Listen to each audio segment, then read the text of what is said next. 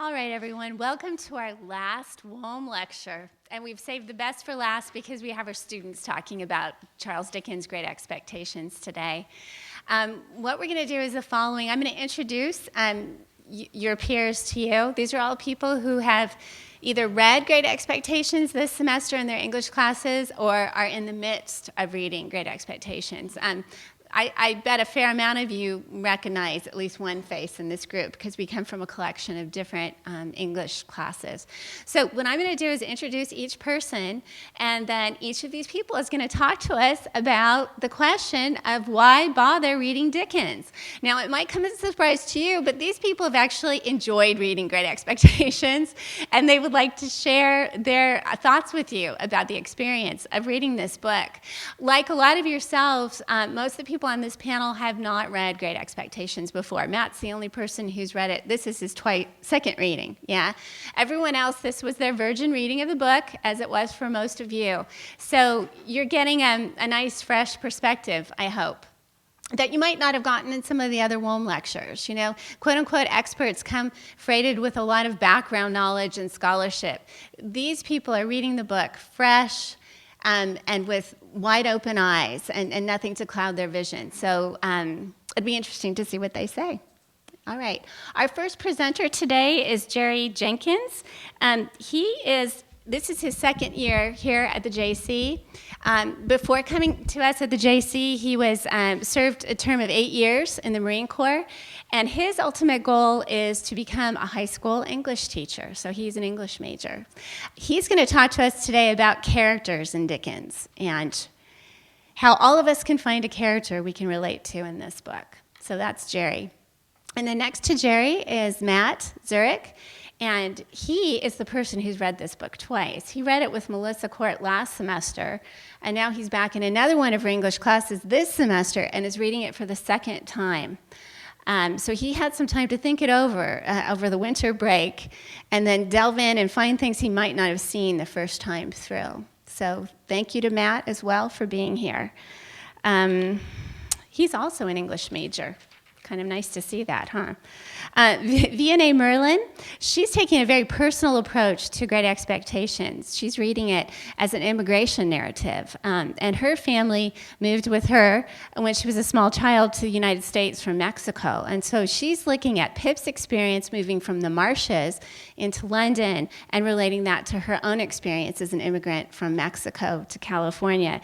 And V&A is not an English major. She's a sociology major, but she'll be talking to us today as well, so thank you. And then Mike Franzen is next to V&A.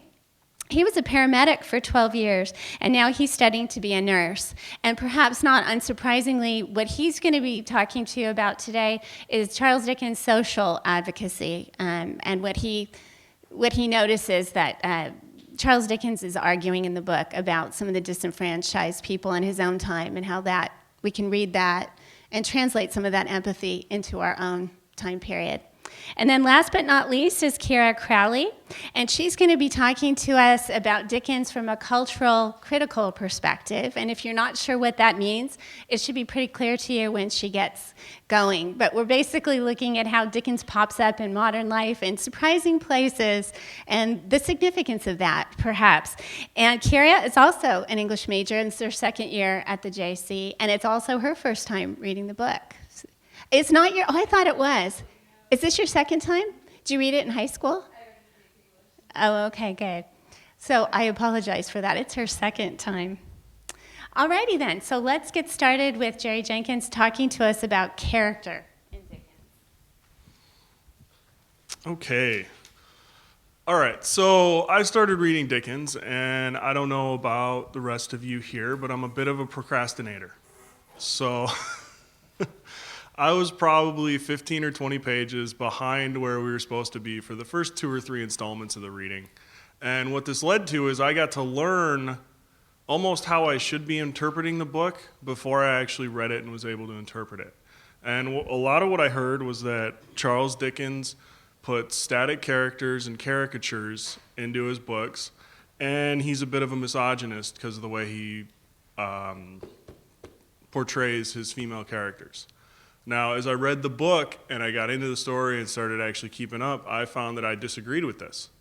because Dickens' characters are all just incredibly complex with rich backstories if you're willing to read into the character, look at some of the details, and actually kind of extrapolate on your own about that character. The subject of my paper for English 1B was Mr. Jaggers. And I thought it was fun, some of the contradictions in him and some of the details about who he was as a person and why Dickens chose to write him the way he did. Just a couple things that I picked up is when he describes him at Miss Havisham's at Satis house, he's described as a burly man of exceedingly dark complexion with an exceedingly large head and a correspondingly large hand. Now, in the world Dickens had written, Pip was pointed out by Estella, he was rough and poor, almost to the extent that if you're a gentleman, if you have status in society, you should be soft, weak, you're above manual labor. So why did Dickens portray a lawyer who's a gentleman as a burly man capable of doing his own things? Okay, and then as we moved on, Pip describes his office, and he points out a couple of key items I thought were interesting, and it's a rusty pistol and a sword. Very rare in England. Why would this man need them? And then the biggest one that really kind of made me take a step back and just be like, wow, is when Pip confronts Mr. Jaggers about his expectations, and he makes a reference to his poor dreams. And one would think a gentleman might just dismiss this, but Jaggers says to Pip, he says, "We won't talk about poor dreams. You know more about such things than I, having a much fresher experience of that kind." So all this led me to think about Jaggers and how he got started. And I can't help but picture him as a poor kid, just like Pip, growing up on the streets of London.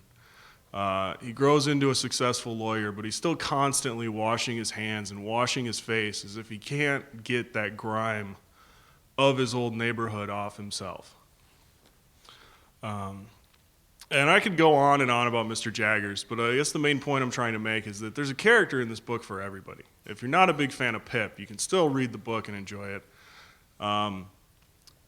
Mrs. Joe is a great one. She's portrayed as this dutiful housewife, but if you actually look at the way she acts, she runs that house. She's the head of the household. She's not this weak, in the background female character. She's a very strong, independent character who chose to raise her, what would he be, nephew? Her brother. She chose to raise her brother when she could have just dropped him off at the orphanage. So she sacrificed wealth out of her own pocket, time, stress, all these things, in order to raise him and try to raise him well so that he could be a productive member of society. And even Joe himself gets portrayed, a lot of people just think of him as simple. I heard him in my class compared to Lenny from Of Mice and Men, and I just hated that. You know, Joe's simple, but he's also a blacksmith. He has mastered a very complex trade. He, in his own right, is successful in the town because most towns don't need more than one blacksmith. So he has some stature of his own. And that'd be a great story to tell. You know, how did Joe come to grow up to be a blacksmith?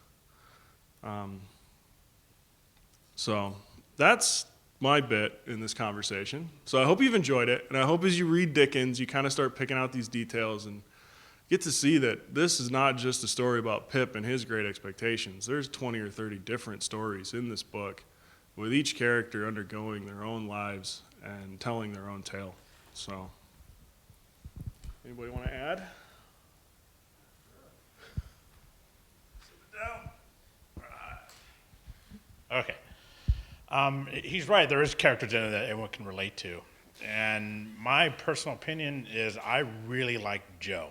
Joe was a character I felt was just honest. He had no superficial means about him. What you see is what you got. He believes in himself. He believes in goodness about those around him. A good example, he loved his dad, regardless of what his dad did to him. In the first part of the book, Joe describes his father as being abusive towards him and his mother. They dragged him back to his home many times. And he discussed the fact that Joe wanted to put some words on his father's tombstone, but never got to. And basically, the words were, you know, whatever he was good in his heart.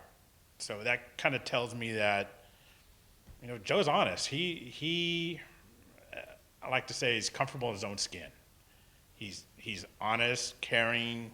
He loves Pip regardless of what Pip did. And I think that's what led Pip along his ways, because Joe was his anchor. So, anybody else like to say anything?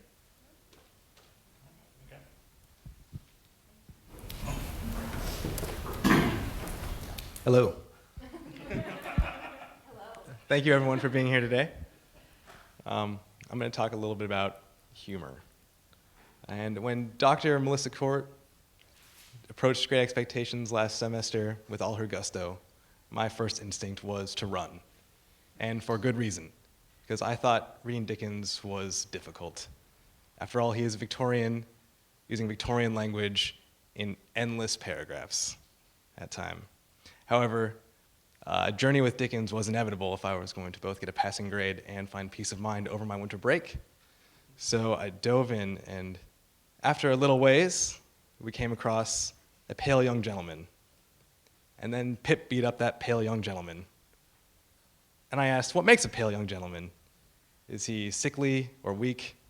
Well, this pale young gentleman was Herbert Pocket, a young boy, you can imagine, smaller than Pip, as Pip has some muscle being a blacksmith's apprentice.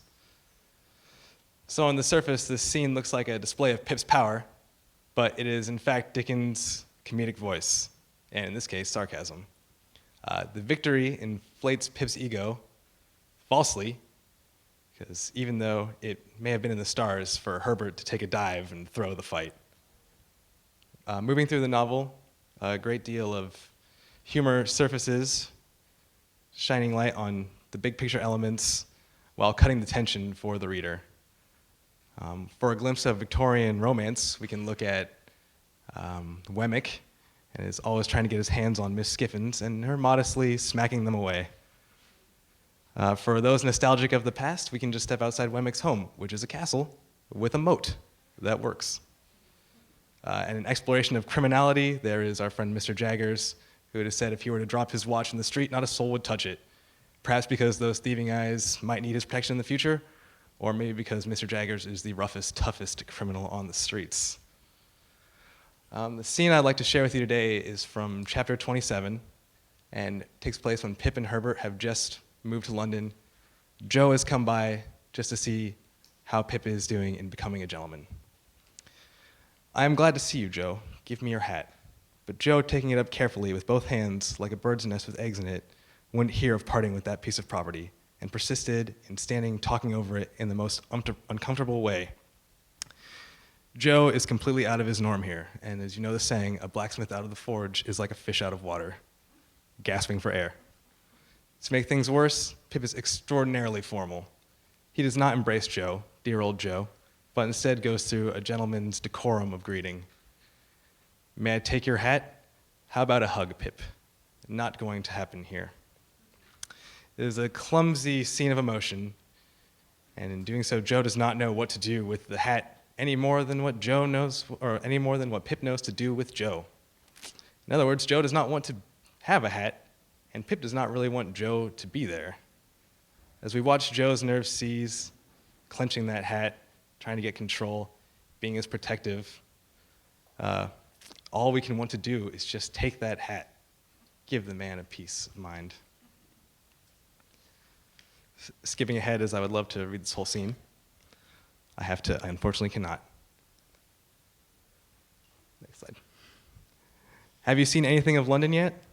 Why, yes, sir, said Joe. Me and Wopsle went off straight to look at the blacking ware us, but we didn't find that it come up to a likeness in red bills at the shop doors, which I mean to say, added Joe in an explanatory manner, as it is there drawed to architectural rule. I really believe Joe would have prolonged this word, mighty expressive to my mind of some architecture that I know, in perfect chorus, but for his tension being providentially attracted by his hat, which was toppling. If we can imagine that hat as a scene, this scene is toppling. Why does Joe call Pip sir? Clearly, Pip has created a wall between himself and Joe, and sadly, Joe has begun to acknowledge it. Now, we can assume that he is being polite, as Pip is now a gentleman, or we can read it that Joe is beginning to realize just how far gone Pip really is. Throughout the scene, Pip has not responded to any of what Joe has told him about life on the forge or how Mrs. Joe is doing. Instead, he has dodged all these remarks and questions until finally asking Joe what trips are like in London, and of architecture. What does Joe, the blacksmith, care for architecture, aside from maybe girders? Pip just doesn't care about the life he has left behind. And however, Joe, in his best sense, manages to divert the question of London with the experience of what it's like to see a blackening warehouse like a true blacksmith. And in return, a frustrated Pip turns to blatant criticism of Joe's character. The scene packs its laugh and brings to light the serious issues. Pip was not born a gentleman, he was bought into gentility.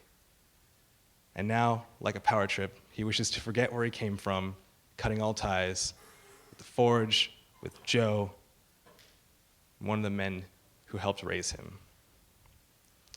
My idea is that a gentleman would not turn away from a friend claimed to be the best friend all his life. And though we may laugh at Joe for his comic actions and his mispronunciations, we cannot help but be just as nervous, searching for the words to impress Pip the gentleman. So we turn to London's architectural wonders and clutch our hats like life depends on it.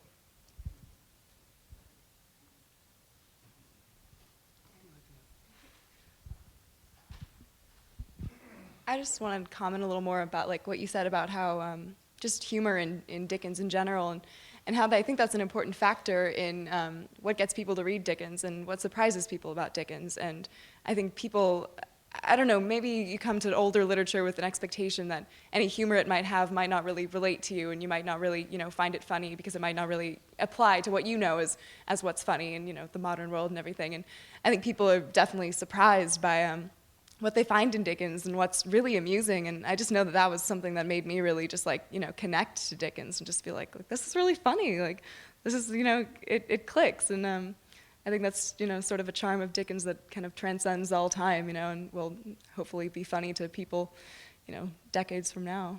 But, yeah.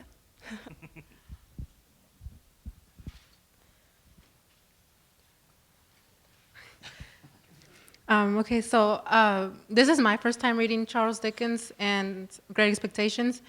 And when I first heard that we were going to read a Victorian era type of book, I didn't know what to expect. I never read a Victorian type of book. I was never exposed to it. It just never came up. I never thought about it. And I was open-minded to reading this book, but as I read it, I quickly found out how difficult it was going to be to read it because of the words, because how Dickens puts every word together. But I still kept reading it, and I found out that it related a lot to me, and I didn't think it would. I never thought it would, but it did. And as my teacher said, that I related to an immigration narrative. And what I said, that when Miss Joe took Pip to Miss Havisham's house, it was her decision to take Pip there for more opportunities because she was this rich lady living in a mansion. And I believe, in my opinion, that changed his whole life for like ever. If Miss Joe wouldn't have taken Pip to visit Miss Havisham, he would never have been the person he was today or that day. And I can relate to that because when I was 1.5 years old, my parents made that same decision Miss Joe made for Pip. Like, instead of moving me to a house, like they moved my family and myself to United States. And I believe if my parents have never done that, if they had never made that decision for me, I wouldn't be the person I am today. I wouldn't have been here. And Pip wouldn't have met all the people he met if he didn't go to Miss Havisham's. He wouldn't have met Estella. He wouldn't have met Herbert.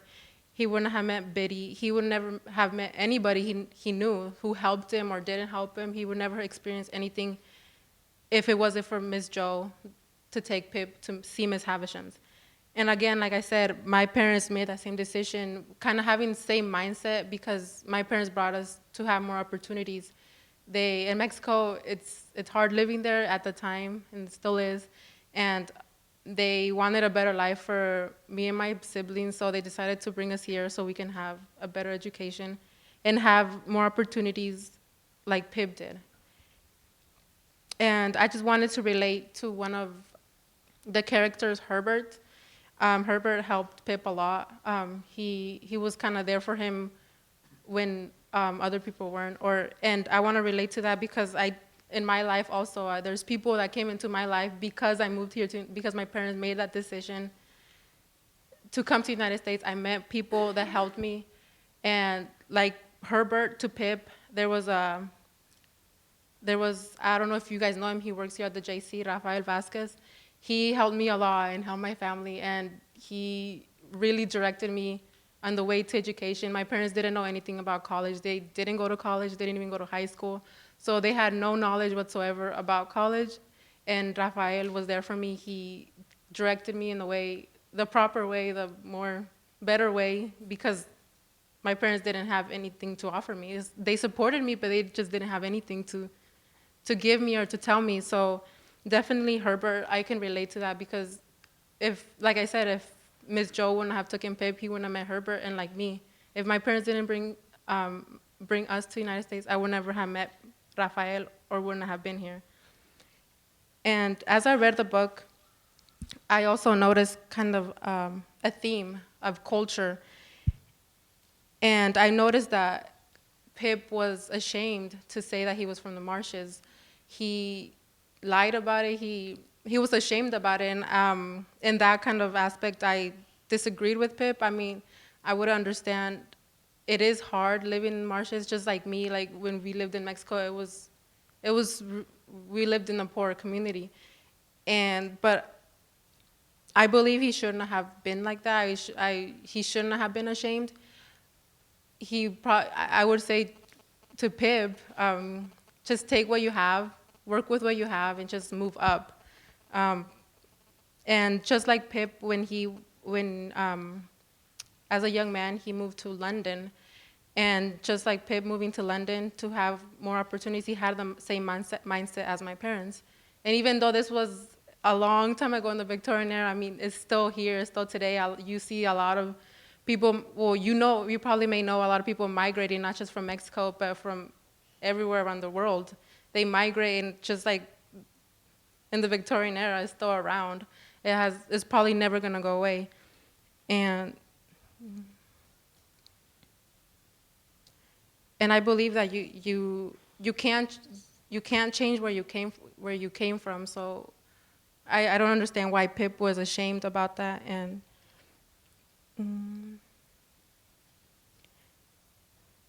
just like, as I read the book, I also noticed that Pip,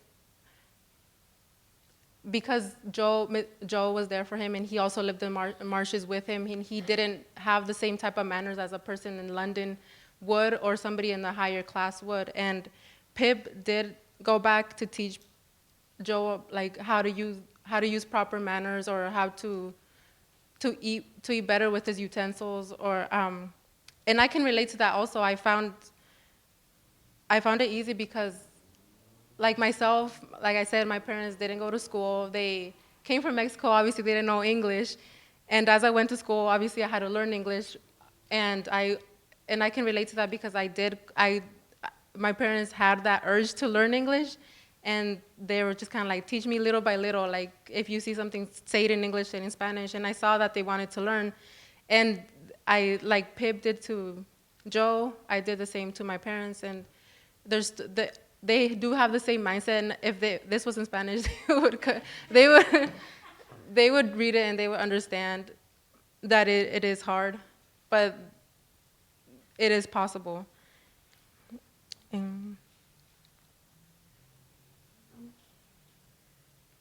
Okay, and that's it. And like I said, like, why bother reading Charles Dickens? I would say, I believe everybody has said, like, there's certain things, there's characters, there's certain things that Charles Dickens puts in there that anybody can relate to. I didn't expect to read this book and be about immigration. I thought it was about this boy, but it turns out there's a law in here that anybody who's anybody doesn't. You don't have to be Mexican.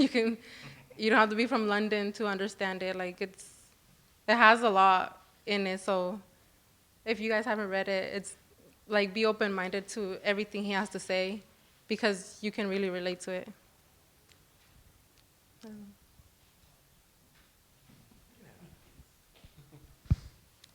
just like to imagine that Pip going to Miss Havisham's there's so much anticipation, and it's not even Pip's anticipation to begin with. It is Pumblechook and Mrs. Joe that they think like Miss Havisham's house has got to be like a faraway land. It's fantastic in every way, even though they know nothing about it other than she is wealthy.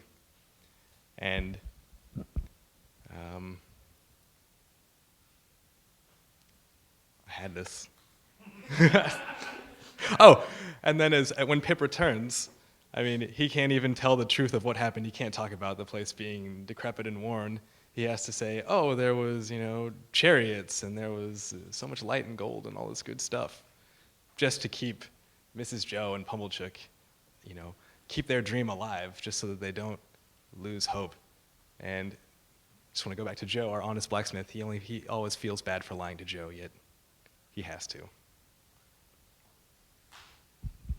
Okay, so I just wanted to take the microphone for a minute and hear myself talk. No. All right, so, no, I love the immigration narrative. And obviously it's more clear-cut for V&A because she actually did immigrate here. But if you look at your own life, every one of us is immigrating from one culture to another almost every few years. And it's more obvious for some, more subtle for others. I'm sure a lot of you in here, you were in high school, and then you had to come here. You have to get used to the culture of the junior college. And then when you leave here and go to the 4-year, you're going to have to get used to that culture, as well as dealing with like the students who've been there for the whole time. Myself, it's kind of clear cut. If you figure, like Anne Marie said, I was in the Marines. So I was in the infantry. So I spent 3 years, my whole job was either training to fight the enemy or going to Iraq to try to find the enemy and fight them. And then I had to come home and I became a recruiter. So I jumped into a new culture. And all of a sudden, instead of training and doing all that stuff, now I had to develop relationships in the community. I met with teachers, counselors. Sometimes I had to deal with animosity from them if they didn't like the military. Sometimes I developed professional relationships. And then now here I am, I'm a student at the junior college. So now I'm building relationships with teachers and counselors, but it's a totally different dynamic. And I have to figure out, and I guess all of us have to figure out as we go through, how do you keep the good from your past and adapt to the new? Because Pip went way off the deep end. But then again, he couldn't run around acting like a blacksmith either. So he had to find that halfway point where he remembers where he came from, but he's also able to get along in the new culture. And I think that's something every one of us can relate to.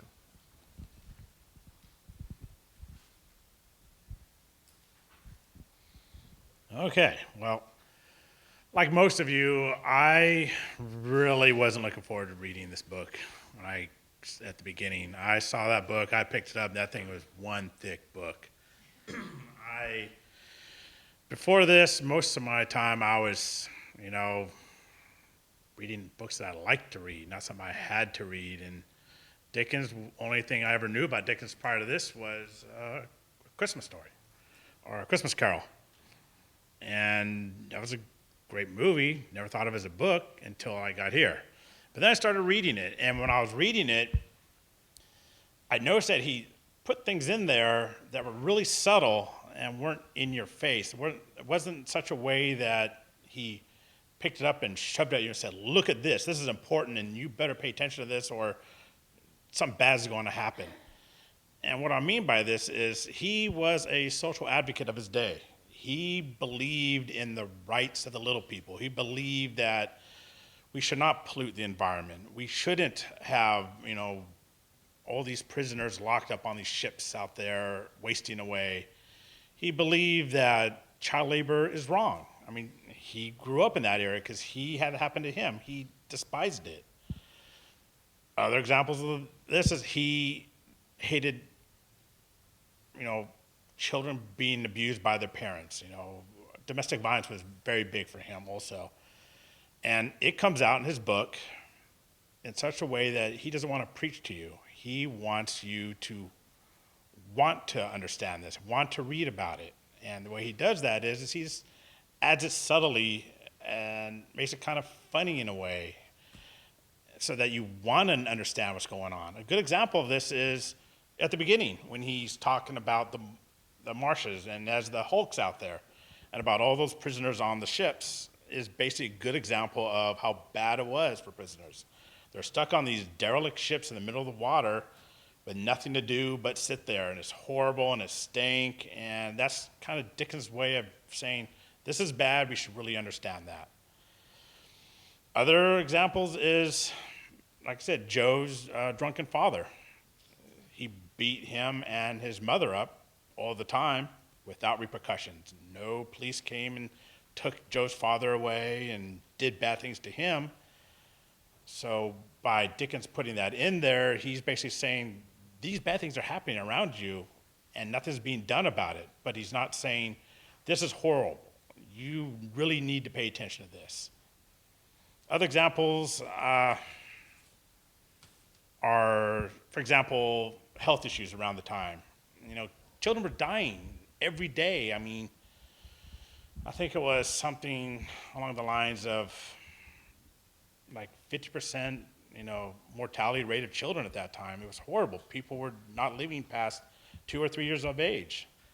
And when Pip was at his family's gravesite, you could see that all his brothers and all, they're dead. He's the only one except for his sister. So in a way, I think Dickens did that to really tell people, look, people are dying at a really young age, and we really need to pay attention to this. And then he talked about pollution. Later on, for example, when Pip first went to London, he got what's called hot exhausted air, and by the dust and grit that lay on everything, he became ill. So basically he's telling that the pollution was so bad, the air made him sick.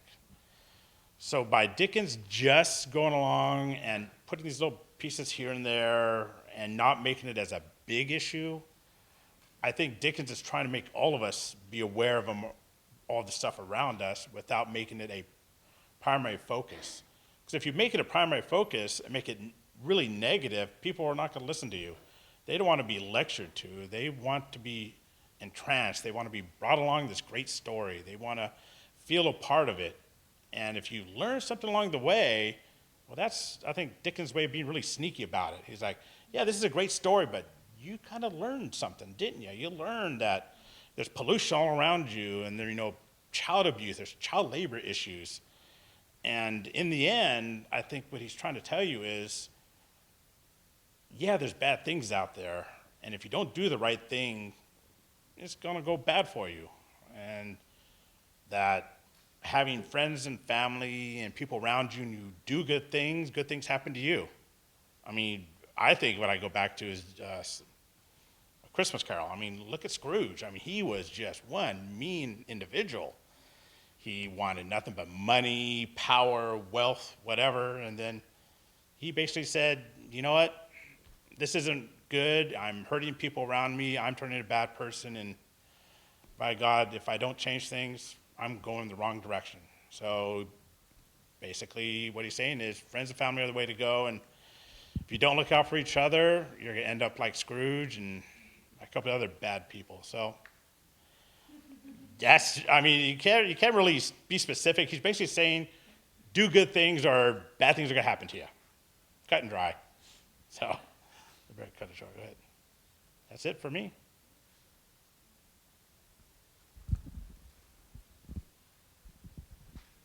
I just think this is a really good topic because, I mean, literature is a great platform to confront social problems, and Dickens was a thoughtful guy that had a lot to say and a lot of, he used his time to the best he could, even though he worked himself to death. But for this reason, I mean, we still read Homer today, so we can hear about the brutality of war.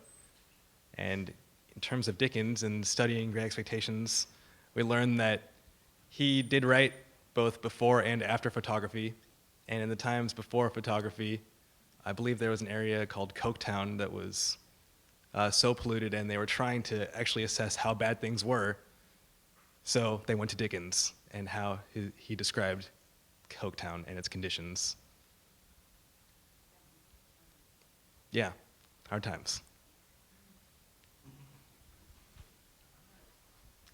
I just wanted to add to that because I also like this topic, and I also liked how Charles Dickens, like how he said, is kind of, he doesn't make it a big deal. It's kind of like you have to read in between the lines, like it's there, but he kind of just adds those big topics into his words, and he just kind of like, it makes it kind of smooth. But I also liked how he did that in his book. Well, I'm going to step kind of outside of the novel. Everyone's had these great presentations about within the content of Great Expectations, and I'm going to step outside the novel and kind of look at Dickens in general, and mainly Great Expectations from a cultural point of view, and by which I mean it's his significance to our culture and also how we view Dickens from our culture. So from this perspective, a simple answer to the question, Dickens, why bother, would be that his work, and therefore he himself, is really prominent in our modern American culture. I mean, second only to like maybe Shakespeare, you know, he's really just pervasive, and you see references to Dickens everywhere. And one example that's already been talked about very much is the idea of Scrooge. Like, everybody knows what a Scrooge is, even if they've never read A Christmas Carol. You know, it's like a miserly, greedy kind of person. You know what a Scrooge is, even if you don't know what A Christmas Carol is. And my personal experience with A Christmas Carol was, I kind of grew up hearing the story every Christmas and sort of thinking that it was this kind of moral fable. Like, I only, learned as I grew up that it was a 19th century story written by Charles Dickens, so it just has that pervasiveness throughout our culture. But one place that Dickens often shows up in our culture is, in our everyday lives, is kind of our commercialist culture and commercialism, such as brand names and business names. For example, a couple months ago in downtown Petaluma, where I live, a antique store opened up on Western Avenue by the name of Great Expectations. And you know that like the name is used for a specific reason, like especially for the antique store. Like, it kind of has this like era-evoking grand Victorian feel, and it gives the customer a sort of preconception of the store, like this, the nostalgia connected to the era. It gives them an idea of what they're going to find. However, many businesses that that derive their names from Dickens novels or Dickens works actually have a lot less connection to his actual content. Jake Clayton, in discussing the subject in his essay, Is Pip Postmodern or Dickens at the End of the 20th Century, uses the example of a nationwide line of maternity stores called Great Expectations. Whereas the antique store kind of uses a little more close like to the subject, it sort of connects the name to the subject and sort of, has the era evoking like Dickensian, Victorian era feeling. The maternity store and other stores that Clayton uses as example, there's a candle store called Great Wax Spectations and a hair salon called Great Hair Spectations, all these things that have nothing to do with the subject. They take the phrase on a much more basic level, they use the phrase to kind of evoke the feeling, just like from its, basic meaning of kind of like excitement and, looking towards the future and good things to come, great expectations. But they also use the phrase as with the knowledge, under the assumption that people will recognize it. It'll ring a bell. It's not just some random, phrase pulled out of nowhere. People will be like, I know that. Even if they don't, even if they haven't read the novel, they'll recognize the name. And this is, of course, kind of ironic, the use of Great Expectations, as Clayton points out, for business brand names, as the phrase in the actual context of the novel is not necessarily a positive thing. I mean, Pip's Great Expectations were the main, factor to the central conflict of the novel. But Clayton kind of claims that this incongruity sort of classifies or characterizes Dickens' presence today and sets him in kind of this postmodern era. And if this is so, and if this is where Dickens appears most prominently in our culture, I think it's really important for us to, connect these references back to their original source so we can sort of understand this part of our culture, even if, no matter how nominal it is. Like, I think it's important to know where these references come from and to read Dickens and, understand it. And when we do delve into Dickens and actually examine the real subject matter itself, we come to the second point that I'd like to touch on, which is why Dickens might be so pervasive in our era. And in Great Expectations alone, Yeah, that's the one. Yeah. Oh, no worries. Great Expectations alone, there's a breadth of ideas and themes that are touched on, and different people, as we've discussed in the panel, different people find different things that they connect to, and different ideas and different themes that are more prominent for them personally. And in pop culture, these different themes and ideas have come out in different productions or adaptations, like over the eras, And some, things will be brought to the foreground and others will be pushed to the background. And an example that Clayton uses that I think really strongly illustrates this idea is these two contrasting covers of the illustrated classics of the graphic novels of Great Expectations from two different eras. The first one on the left is from 1947, and as you can see, it depicts the scene where Magwitch and Compeyson are fighting in the march in the very beginning of the novel, and it's really not central to the novel at all. It's sort of a minimal part. There's not that much violence in the novel. It's not hand-to-hand combat. This is one of the very few instances, and yet this is on the cover, and it just kind of evokes this. They're all kind of angular faces, and it's just sort of this masculinity and this war and nationalism, and you can see that that's brought to the foreground, and that's the aspect of the novel that's being focused on in this particular adaptation. And then if you look on the right, it's the 1990 version of the Great Expectations Classics Illustrated. And you can see all the characters kind of have these exaggerated, sort of more rounded features, and it sort of looks like, kind of Disney-fied. And also the women are in the foreground. It's just a very different focus. And it just goes to show, this is the same novel these two covers are illustrating, but they're so, so vastly different. And I think this is just like a testament to the accessibility of, the broad range of readers that come to Great Expectations and take different things from Great Expectations.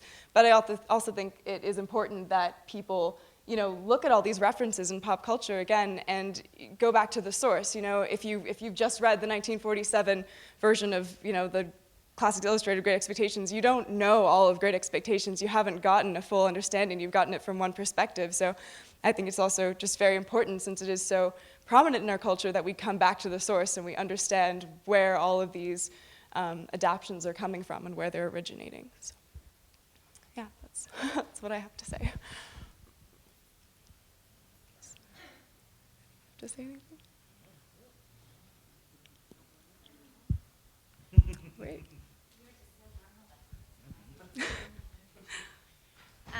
What we'd like to do now is open up to question and answer.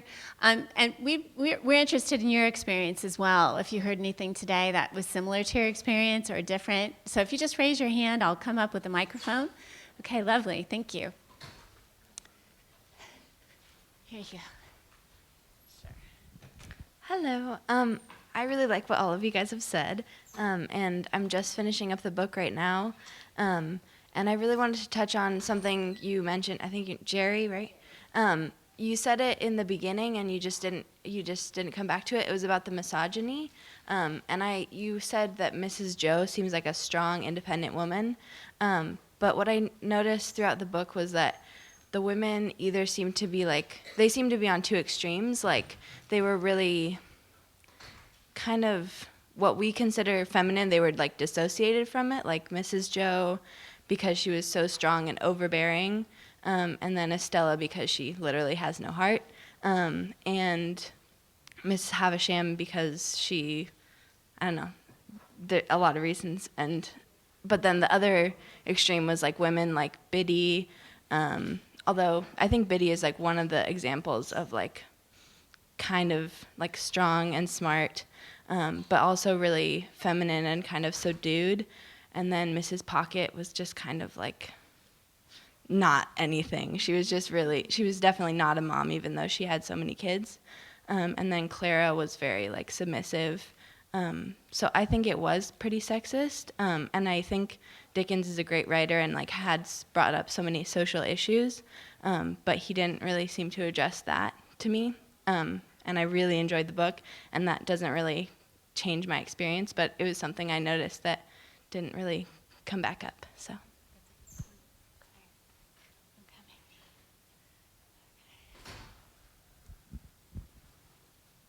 Okay. That was a lot. Okay, so Yeah, there definitely, you're right. There is sexism in the story, and I think a lot of that is a cultural thing. I mean, this is Victorian England we're talking about. And my main point wasn't necessarily to say that Dickens wasn't sexist at all, or that all his female characters are heroes, but just that all of the characters are a lot more complex if you look at it. For example, with Mr. Jaggers, the only character strong enough to really be let into his life is a woman, who is portrayed as being very subservient, but really there's power in her. With Mrs. Pocket, you're absolutely right. She definitely is the just kind of there as part of the setting more than a character.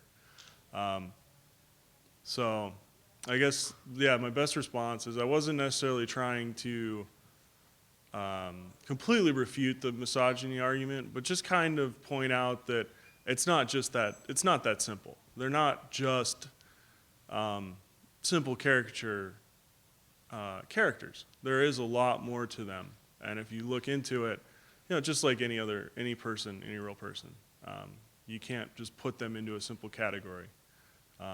So thanks for pointing that out. And yeah, I guess we're both right. All right, does that help? Okay. That was actually a really good point, too, I think. Does anyone else have something to throw into the mix? All right, then. I hope you'll join me in thanking our wonderful panel. Thank you very much for being here today.